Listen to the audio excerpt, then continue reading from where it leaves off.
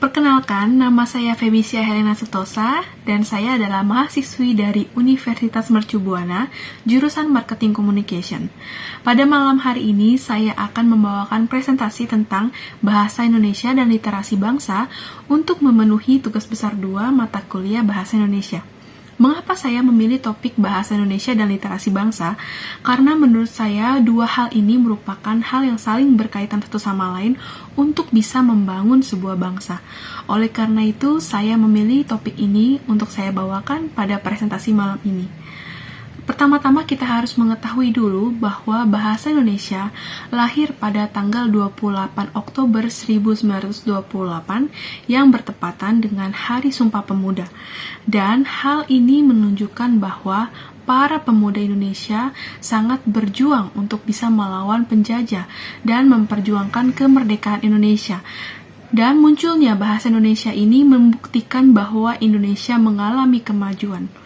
Namun sayangnya, di era globalisasi ini, bahasa Indonesia semakin mengalami permasalahan satu demi satu. Oleh karena itu, pada malam ini saya akan membahasnya. Dan latar belakangnya kita harus mengetahui dulu salah satu permasalahan bahasa Indonesia akhir-akhir ini adalah literasi masyarakat Indonesia yang rendah. Namun, benarkah masyarakat Indonesia mempunyai tingkat literasi yang rendah? Dalam suatu program yang dilakukan oleh OECD atau Organization for Economic Cooperation and Development membuktikan bahwa Indonesia memiliki peringkat yang rendah dalam hal literasi, yaitu kemampuan membaca maupun menulis. Indonesia sayangnya berada di urutan 60 dari 61 negara yang mengikuti program ini. Hal ini tentu saja sangat memprihatinkan. Padahal penelitian ini diikuti oleh hingga 10.000 siswa Indonesia yang tersebar dari 350 sekolah dan melakukan tes pengukuran selama 120 menit untuk membuktikan kemampuan literasinya. Dalam pengukuran literasi ini mencakup kemampuan dalam memahami bacaan, menggunakan bacaan, dan merefleksikan bacaan ke dalam tulisan. Oleh karena itu, beberapa topik pembahasan yang ingin saya bahas di sini ada 3. Dan menurut Kusmana, pada tahun 2017, akhir-akhir ini semakin banyak permasalahan yang terjadi akibat minimnya literasi. Beberapa contohnya yaitu berita hoaks yang semakin tersebar, lalu juga kasus bullying yang semakin banyak, dan sumber daya manusia di Indonesia yang sangat-sangat kurang kualitasnya, sehingga banyak perusahaan yang mencari tenaga kerja dari luar negara. Oleh karena itu, 3 topik ini yang akan saya bahas yaitu pertama, hal apa saja yang kira-kira bisa menyebabkan tingkat literasi di Indonesia menjadi rendah. Yang kedua, bagaimanakah peran bahasa Indonesia dalam meningkatkan kemampuan bangsa dalam berliterasi. Yang ketiga, langkah apa saja yang bisa dilakukan untuk meningkatkan kesadaran masyarakat agar bisa berliterasi. Dan kita harus mengetahui dulu sebenarnya apa itu literasi. Literasi tentu saja merupakan suatu hal yang sangat penting bagi sebuah bangsa. Literasi merupakan kemampuan dan menjadi tolak ukur bagi seseorang ketika dia bisa mampu menyimak, berbicara, dan membaca serta menulis dengan baik. Berdasarkan info dari Cambridge Assessment pada tahun 2013, literasi terbagi menjadi 2, yaitu literasi kritis dan literasi fungsional.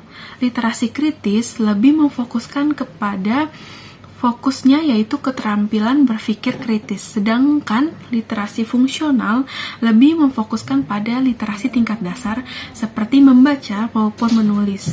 Di sini kita bisa mengetahui bahwa literasi ini sangatlah penting.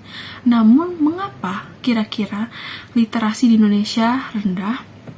Terjadinya penurunan literasi di Indonesia tentu saja tidak terjadi secara tiba-tiba, namun perlahan.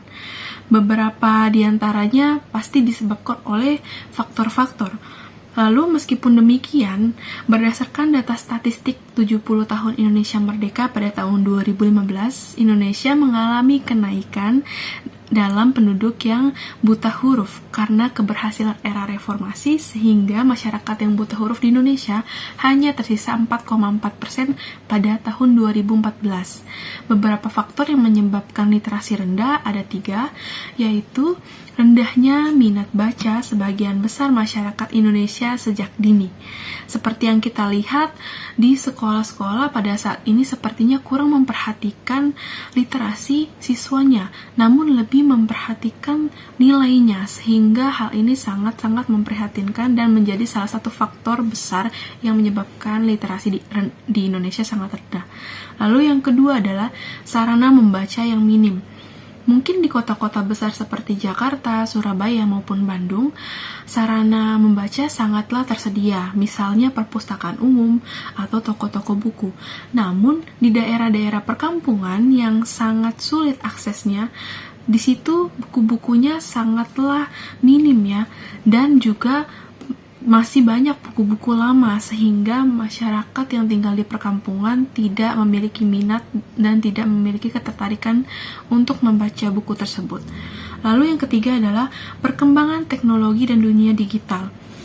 Kemudahan yang bisa kita peroleh dari gadget membuat masyarakat menjadi terlena dan melupakan untuk membaca. Jadi hal ini membuat literasi tentu saja semakin rendah. Lalu, apa sebenarnya peran bahasa Indonesia dalam meningkatkan literasi? Tentu saja peran bahasa Indonesia sangatlah besar. Kalau masyarakat Indonesia sudah memahami bagaimana kaidah kebahasaan yang baik dan paham menggunakan kalimat baku maupun kalimat tidak baku, maka peningkatan sadar literasi pun akan terjadi perlahan-lahan. Dan sebuah riset yang dilakukan oleh Suwandi pada tahun 2007 membuktikan bahwa kemampuan membaca cepat siswa SMP Indonesia hanyalah 144 kata per menit, padahal seharusnya yaitu 800 kata. Sehingga hal ini sangat-sangat memprihatinkan dan menjadi PR bagi pemerintahan Indonesia. Berbagai faktor tentu saja disebabkan oleh eksistensi bahasa Indonesia yang semakin meredup di kalangan generasi milenial maupun generasi Z. Apalagi penggunaan bahasa gaul dan slang semakin meningkat dan membuat eksistensi bahasa Indonesia semakin meredup. Dan kalau kita ingin mengetahui apa saja ya kira-kira langkah yang bisa kita lakukan untuk mengembangkan budaya sadar literasi, tentu saja sebagai masyarakat Indonesia kita bisa turut membantu pemerintahan untuk meningkatkan budaya sadar literasi. Budaya sadar literasi perlu kita galakkan lebih lagi untuk bisa menciptakan sumber daya manusia di Indonesia yang semakin berkualitas untuk bisa bersaing dengan penduduk di negara lain. Ada beberapa langkah. Yang pertama yaitu pemerintah harus mengembangkan kurikulum yang tepat. Kurikulum yang tepat dalam hal ini yaitu pemerintah harus lebih menggalakkan lagi tentang kesadaran literasi dalam instansi pendidikan. Misalnya yaitu menciptakan beberapa jam atau beberapa waktu yang digunakan untuk membaca. Lalu kurikulum juga harus diubah untuk bisa lebih fokus kepada literasi. Yang kedua yaitu meningkatkan kemampuan literasi tenaga pendidik. Bukan hanya saja siswanya yang memiliki tingkat literasi rendah, namun sayangnya tenaga pendidik pun memiliki tingkat literasi yang rendah. Oleh karena itu, dari tenaga pendidik juga harus diubah dan harus dikembangkan tingkat literasinya. Dan yang ketiga adalah melebarkan sayap eksistensi bahasa Indonesia di kalangan muda. Seperti yang sudah saya sebutkan sebelumnya, eksistensi bahasa Indonesia semakin meredup di kalangan generasi milenial maupun generasi Z.